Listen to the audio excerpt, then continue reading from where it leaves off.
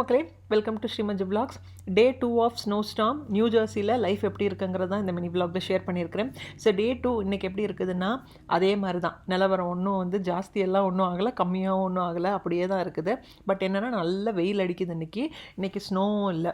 So இனி ஒரு அடுத்தால ஒரு வாரம் வரைக்கும் ரொம்ப டவுன் டெம்பரேச்சர் தான், -15 வரை இருக்குது. அதனால் இந்த ஸ்னோவெல்லாம் அவ்வளோ சீக்கிரமாக கரையுமான்னு கேட்டிங்கன்னா கிடையவே கிடையாது. இப்போவுமே நம்ம டே 1 அன்னைக்கு நம்ம பாத்வேல கார் வெளியே எடுக்கிறதுக்காக அந்த இடத்த மட்டும்தான் நம்மளால் க்ளீன் பண்ண முடிஞ்சுது. ஃப்ரண்ட் யார்ட், பேக் யார்ட்லாம் பார்த்திங்கன்னா அப்படியே மலை மாதிரி குவிஞ்சு தான் இருக்குது. இது என்ன பண்ணாலுமே நம்ம இப்போதைக்கு க்ளீன் பண்ணவும் முடியாது, ஏன்னா ரொம்ப ஸ்கிட் ஆகுது. இப்போ இந்த ஃப்ரண்ட்டில் பார்த்திங்கன்னா நம்ம கார் போகிற வழி கூட சால்ட் தூவுனதுனால சால்ட்னால எல்லாம் கரிஞ்சு அந்த ஸ்னோவை கொஞ்சம் க்ளீன் பண்ண முடிஞ்சுது. அந்த இடமுமே இப்போ டெம்பரேச்சர் ரொம்ப டவுனாக இருக்கிறதுனால கண்ணாடி மாதிரி இருக்குது. காலை வச்சு நடந்து போகிறதுக்கே அவ்வளோ பயமாக இருக்குது. கார் கூட வெளியே ரிவர்ஸ் கார் எடுத்துகிட்டு குழந்தைங்கள இப்போ ஸ்கூலில் ட்ராப் பண்ண வேண்டியது இருந்தது. அவ்வளோ ஸ்கிட் ஆகுதுங்க. வண்டி அங்கேயுமே சரியுது. ரோட்டில் பார்த்திங்கன்னா இப்போவும் எங்களை ஹெல்ப் பண்ணுறதுக்காக நிறைய உப்பு அது மாதிரிலாம் போட்டு க்ளீன் பண்ணிட்டு தான் இருக்காங்க.